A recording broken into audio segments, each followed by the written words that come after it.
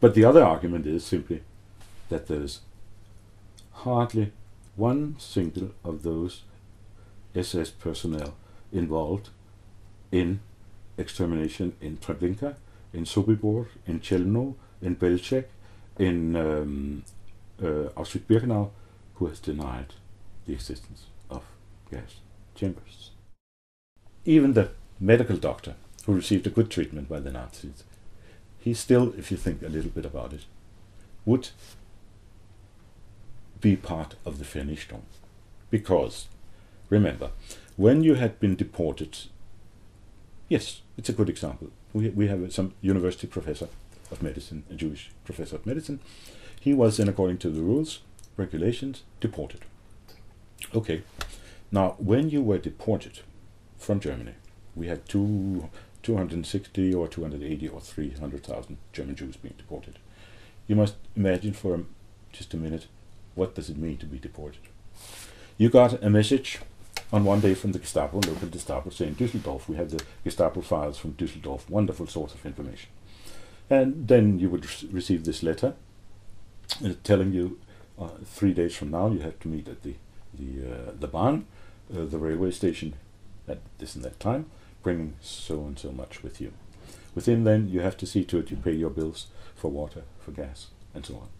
Clear things up, leave the key here and there, so on and so forth. And then you meet up, then you turn up 3 days later, as you're expected to do, and the message to you would be Umsiedlung, Aussiedlung, you have to move. You have to move to the east. Okay, so you turn up. And then your passport is taken from you once by the Gestapo police officer. He says, what have you brought? And he takes it, takes a few other things from your purse, from your personal belongings, and says, you go in there and wait, and fine. In this very moment, this person has lost his citizenship, her or his citizenship.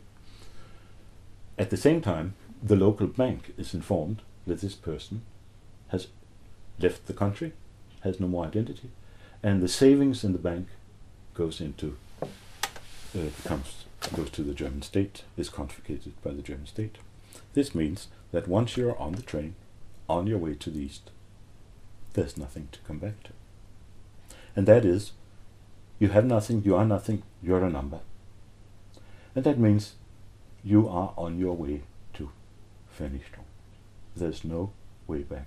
So if we remember this, it's not just this picture of being brought from one place and then shot. No, it's a picture of being brought out there from which there is no way back.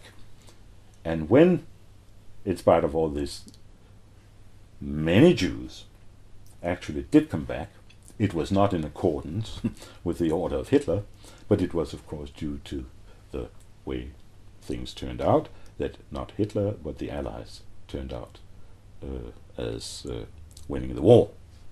So many Jews, amazingly many Jews, survived.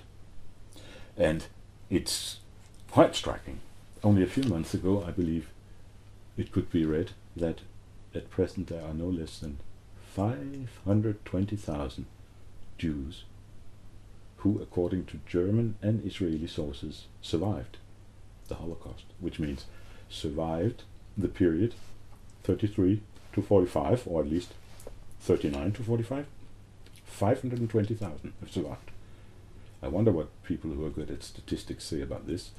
As far as my feeling is there must have been millions who survived. It has been, as I already said in the introduction, you have been known, at least in Denmark, as Holocaust denier number one. Yeah. Perhaps unjustly, because that's, as I've understood, also your former writings have never been the case. You have asked source-critical questions to things that were unclear. Has anything, many people would say, why now this turn of events? Why this revision of revisionism, so to speak? What has changed your mind? Yes. Has there been anything new that has forced you to go back to the sources and look once again? Yes, right. Revision of revisionism. That is a very good sort of, yes, a slogan. You might call it that. That is, look at the old things. That is, old facts plus old opinions, because facts are always related to opinions, in the sense, for instance, that you want to figure out what's cause and what's effect. You want to see things in a chronological perspective. So you look at things with fresh eyes, and you look at new, fresh facts. The word look at things in a fresh way has then several implications. Good. And that was simply what I did. I looked at the sources once again. New sources came up. And above all, while I recognized the great usefulness of especially the challenges of Professor Faurisson, I think they were very sharp, very useful, because he came up with demands, make things more clear, he said, one can say. He never tried to give a full picture. His intention was always to find faults, but never to offer a complete picture. This was, on the one hand, very negative. But, considering the circumstances, it was very useful. Because, well, I don't really even have to express my own opinion. I might read what Professor Hilberg, to whom Faurisson, who is the main denier, he's not really a revisionist, because he really doesn't revise all sources. He revises sources he likes, with a specific purpose of provocation. He's in fact what the ancients would call a sophist. That is a very good arguing, but there are tricks involved. Professor Hilberg, of whose work Professor Faurisson says has some very derogatory remarks. He always has derogatory remarks about the works of many traditional scholars, very unjust often.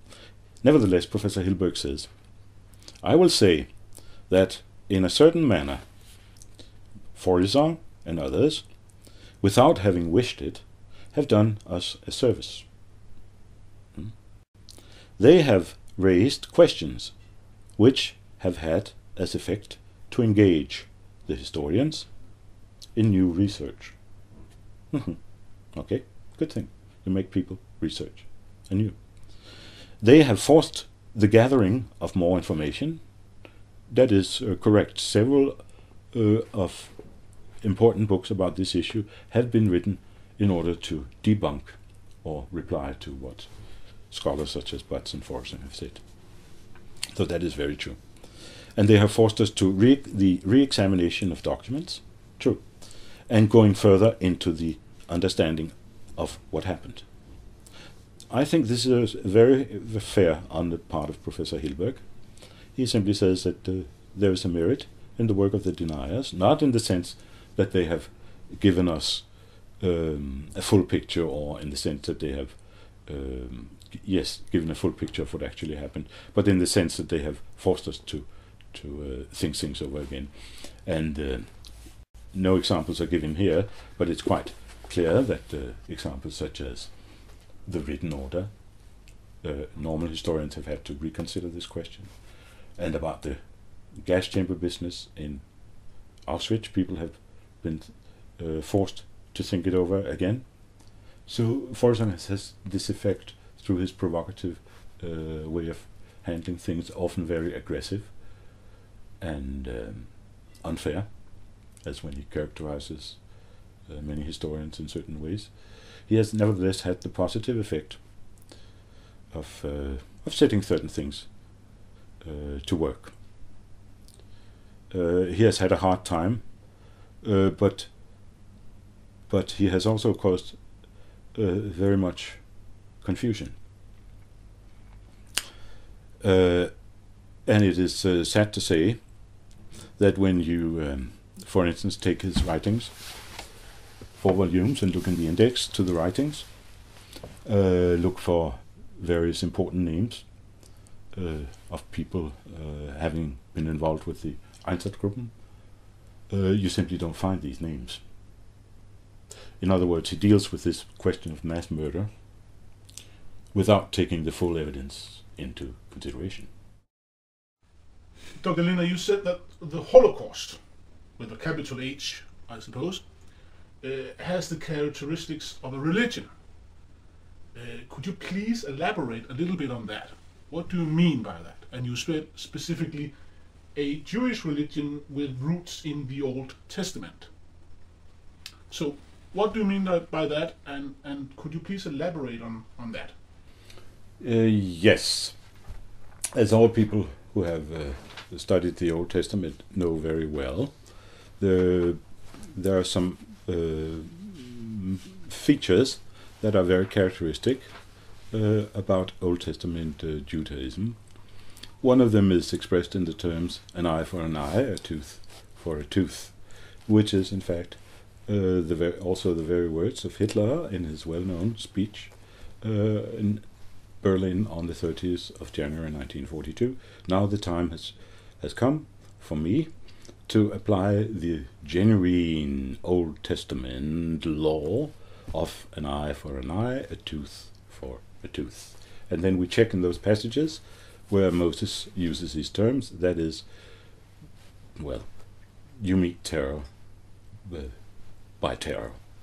You use brutal methods against brutal methods. You don't forgive. Often we say this is what is characteristic of Christianity in contrast to Judaism, that you don't take revenge. You try to turn the other chin. You try to be mild. You meet a gruesome, brutal method with kindness, and you somehow submit.